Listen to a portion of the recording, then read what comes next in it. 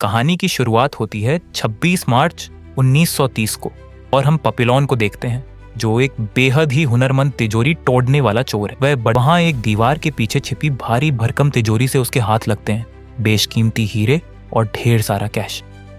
Police के आने की आहट सुनते ही वह खिदकी से कूदकर अंधेरी गलियों में ओझल हो जाता है।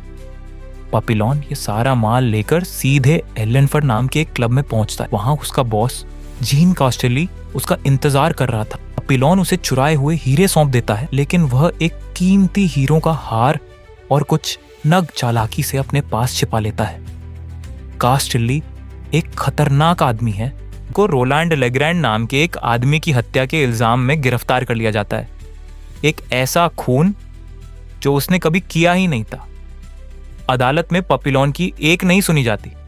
हालांकि उसके पास कोई ठोस सबूत नहीं था, फिर भी भ्रष्ट सिस्टम और उसके बॉस की साजिश की वजह से उसे उम्र कैद की सजा सुना दी जाती है। उसे फ्रांस से हजारों मील दूर फ्रेंच गुयाना के एक खतरनाक जेल द्वीप पर भेजने का फैसला होता है। विदाई के वक्त नैनेट की आंखों में आंसू हैं, लेकिन पपिलॉन की आंखों में सिर्फ गुस्सा और आजाद होने की तड़प। सेंट मार्टिन डे रे की जेल के आंगन में 800 कैदियों को नंगा खद्दा किया गया है। यहीं पपिलॉन की नजर एक चश्मा पहने थोड़े कमजोर दिखने वाले आदमी पर पड़ती है, लुई डेगा। डेगा कोई मामूली अपराधी नहीं था। वह एक करोड़पति जालसाज था जिसने जाली डिफेंस बॉन्ड्स बेचकर फ्रांस की सरकार को चूना लगाया था। कैदियों के बीच फुसफुसाहट थी कि डेगा ने अपनी तिजोरी पैसे अपने शरीर के अंदर छिपा रखी है और हर कोई उसे चीरने के लिए तैयार बैठा था। जहाज ला मार्टिनियर पैदियों को ठूंस दिया जाता है। यहाँ पपिलॉन अपनी सूझबूझ का परिचय देता है और डेगा को इंजन रूम के पास वाली जगह चुनने की सलाह देता है, क्योंकि उसे पता था कि वहाँ हवा और गर्मी का संतुलन बना रहेगा। पपिलॉन डेगा के पास जाता है और एक सीधा सौदा करता है। मैं तुम्हारी रक्षा करूंगा, लेकिन इसके बदले तुम्हें मेरे भागने का सारा खर्च उठाना होगा। डेगा शुरुआत में हिचकिचाता है, लेकिन आज सेंट लॉरेंट ड्यू मारोनी के तट पर पहुंचता है। यहाँ का नज़ारा और भी डरावना है। जेल का वार्डन बैरो एक सख्त उसूल वाला आदमी है। वह कैदियों को साफ शब्दों में चेतावनी देता है, यहाँ से भागने की कोशिश करने वालों को हम खुशी खुशी गोली मार देंगे।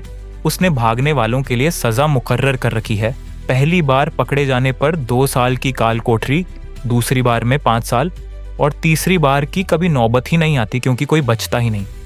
हत्या करने वाले के लिए सीधा रास्ता गिलोटिन, सिर काटने वाली मशीन तक जाता था। पुराने साथी जुलॉट को गिलोटिन की ओर ले जाते हुए देखता है। जुलॉट ने भागने की कोशिश में 2 गार्ड्स को घायल कर दिया था। पूरी जेल के सामने जुलॉट की गर्दन काट दी जाती है। खून से सने उस नजारे ने पपिलॉन के अंदर भागने की आग को और भड़का दिया। वह समझ गया कि यहाँ घुट घुट कर मरने से बेहतर है कि आजादी के लिए लड़ते हुए मरा जाए। पपिलॉन मौका पाकर जंगल की ओर भाग निकलता है। तुम्हें खाना कौन भेज रहा है? वार्डन उसे लालच देता है कि अगर वह नाम बता दे तो उसकी सजा कम कर दी जाएगी, लेकिन पपिलॉन एक प्रोफेशनल था। वह जानता था कि विश्वासघात की कीमत क्या होती है। उसने मुंह खोलने से साफ इनकार कर दिया। नतीजा, वार्डन ने पपिलॉन का राशन आधा कर दिया और उसे पूरी तरह अंधेरे में रखने का हुक्म दे दिया। हफ्तों तक पपिलॉन ने रोशनी नहीं देखी। उसके मन में भ्रम होने लगे।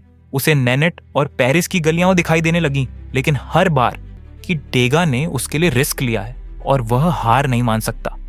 2 साल बाद जब कोठरी का दरवाजा खुला तो बाहर निकलने वाला शख्स वह पुराना पपिलॉन नहीं था।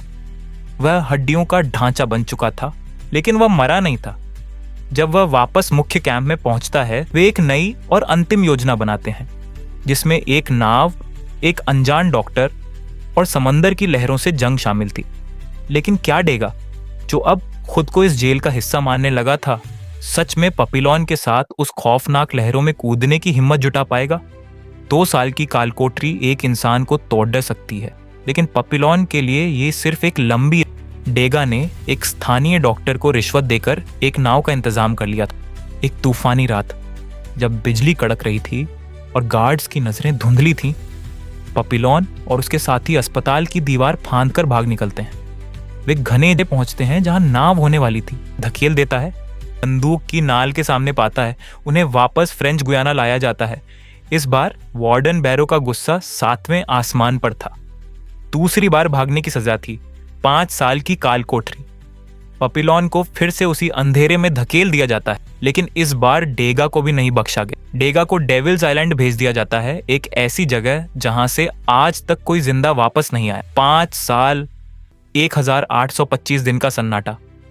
जब पपिलॉन उस अंधेरी कोठरी से बाहर निकलता है तो उसके दांत गिर चुके थे और वह मुश्किल से खडीडी दहाता हो पा रहा था। उसे अब डेविल्स आइलैंड भेज दिया गया है, जहां उसकी मुलाकात फिर से डेगा से होती। लेकिन डेगा अब वह इंसान नहीं रहा जो पहले था, वह पागलपन की कगार पर था। पपिलॉन उसे देखकर टूट जाता है, लेकिन वह डेगा को हार मानने नहीं देता। क्या पपिलॉन अपनी आखिरी सांसें इसी टापू पर गुजार देगा, या वह मौत की ऊंची लहरों में कूदकर इतिहास रचेगा? क्या एक इंसान की रूह को पूरी तरह कुचला जा सकता है? 5 साल की दूसरी कालकोठरी ने पपिलॉन के शरीर को तोड़ दिया था, लेकिन उसकी आंखों में अब भी वही चमक थी जो पेरिस की गलियों में हुआ करती थी। उसे अब डेविल्स आइलैंड भेज दिया गया था।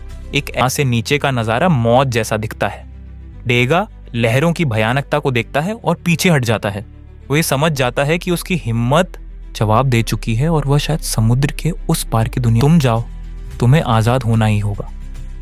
यह इस फिल्म का सबसे भावुक पल है, जहां 2 पक्के दोस्त हमेशा के लिए अलग हो रहे होते हैं।